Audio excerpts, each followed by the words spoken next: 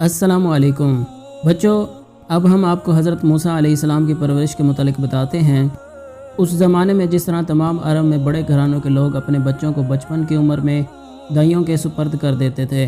जब हज़रत मूसा अलैहिस्सलाम की परवरिश का सवाल पैदा हुआ, फ़िरौन की बीवी हज़रत आसिया ने हुक्म दिया कि शाही महल की तमाम अनाओं को बुलाया जाए और बारी बारी कोशिश की जाए, मगर हज़रत मूसा अलैहिस्सलाम ने किसी का भी दूध ना पिया।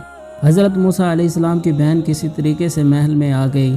उसने जब ये माजरा देखा तो फ़िरौन की बीवी से अर्ज़ किया कि मैं एक ऐसे घराने का पता बता सकती हूँ जहाँ इस बच्चे की परवरिश बड़े अच्छे तरीके से हो सकती है।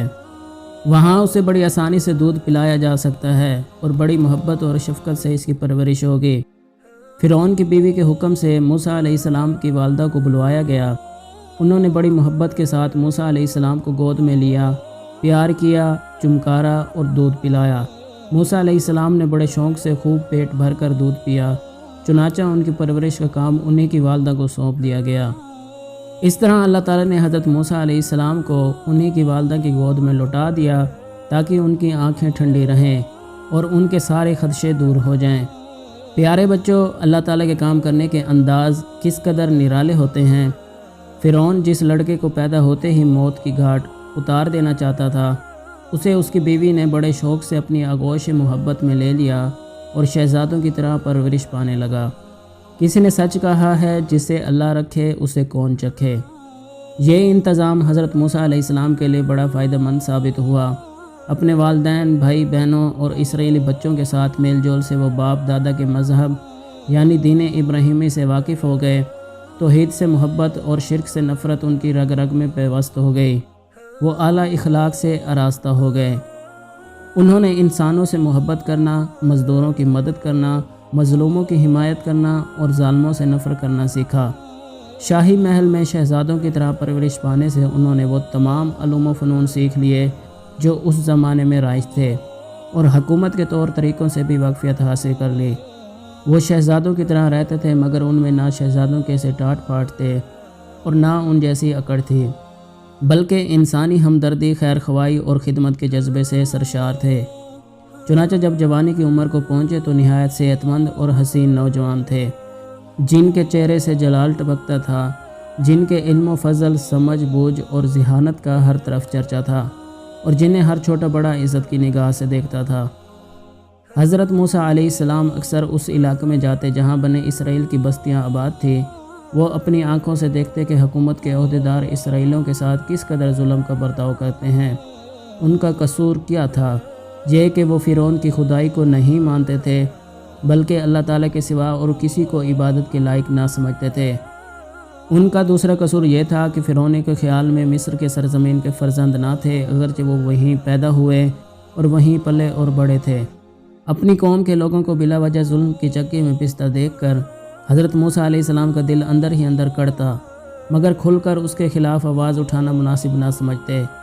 अलबत्ता इसराइलियों पर मेहनत और मुशक्क़त के बोझ को हल्का करने के लिए वो मुख्तलिफ़ तदबीरें इख्तियार करते रहते थे। उन्होंने हुकूमत के ओहदेदारों को समझाया कि लगातार काम करते रहने की वजह से ये लोग कमज़ोर हो जाएंगे और इनकी सेहत ख़राब हो जाएगी और कारकर्दगी घट जाएगी, जिससे हुकूमत को नुकसान होगा। उन्हें हफ्ते में एक रोज़ की छुट्टी दी जाए ताकि आराम करके वो अपनी क़ुव्वत बहाल कर सकें और उनकी तंदुरुस्ती कायम रहे। अपनी खुदादा ज़हानत से काम लेकर उन्होंने बहुत से ऐसे काम किए जिनकी वजह से मुल्क भर में उनकी नेक नामी फैल गई। फ़िरौन के सरदारों के गुमान में भी ना आ सकता था कि जिस नौजवान को अपने दस्ते बाजू समझ रहे हैं वही उनके दस्ते बाजू तोड़ेगा और उनकी हुकूमत और ताकत का ख़ात्मा करेगा।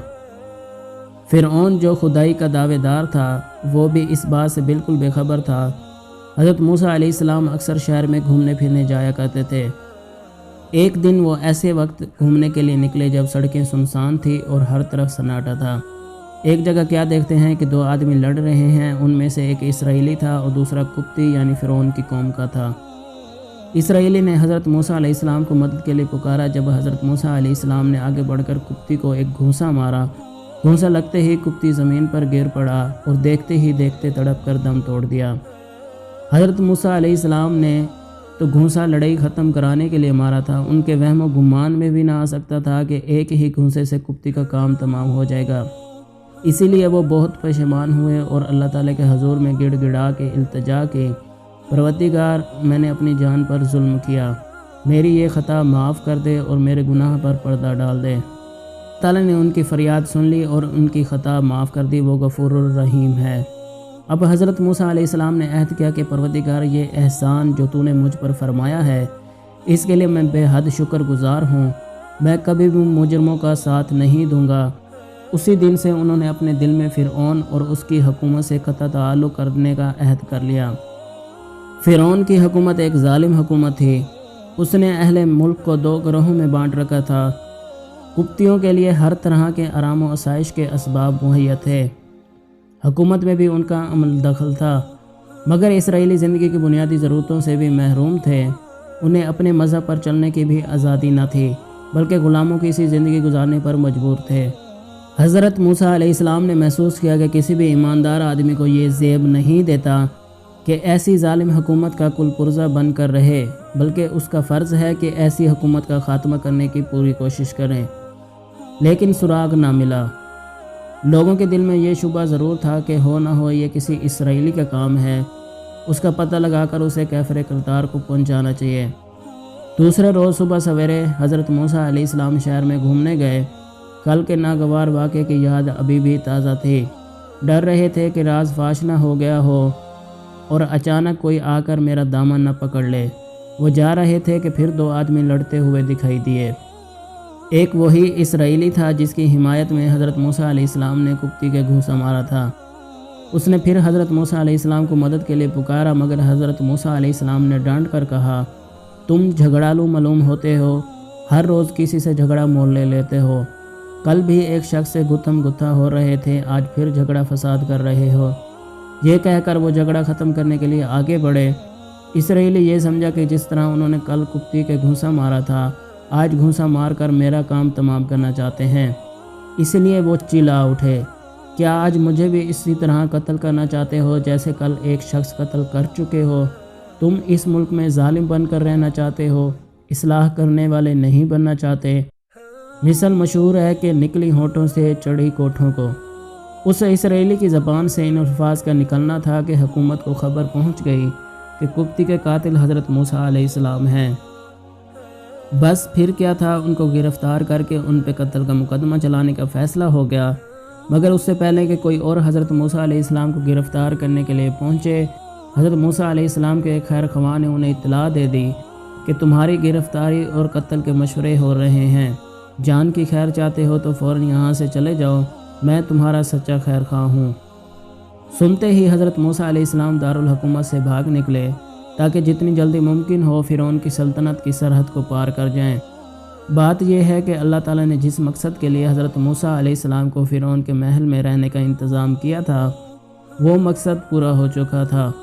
وہ حکومت کے کاروبار اور حکمرانوں کے طور طریقوں سے واقف تھے، انہوں نے شہزادوں کی طرح پرورش پائی تھی، اسی لیے فرعون اور اس کے سرداروں سے بے جھجک گفتگو کر سکتے تھے اور ان کے دل میں فرعون اور فرعونیوں کا ذرا بھر بھی رعب اور خوف نہ تھا۔ اب ان کی تربیت کا دوسرا مرحلہ آ گیا تھا جس کے لیے فرعون کا محل موزوں نہ تھا، اس لیے قدرت کی طرف سے ایسے حالات پیدا ہو گئے کہ حضرت موسیٰ علیہ السلام کو مصر سے جانا پڑا۔ تو دوستو یہاں پر دوسری قسط کا اختتام پذیر ہوا چاہتا ہے۔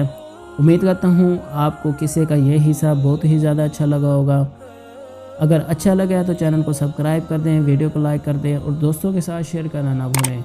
جلدی ایک نئی ویڈیو کے ساتھ آپ کی خدمت میں دوبارہ حاضر ہوں گا، تب تک کے لیے اللہ حافظ۔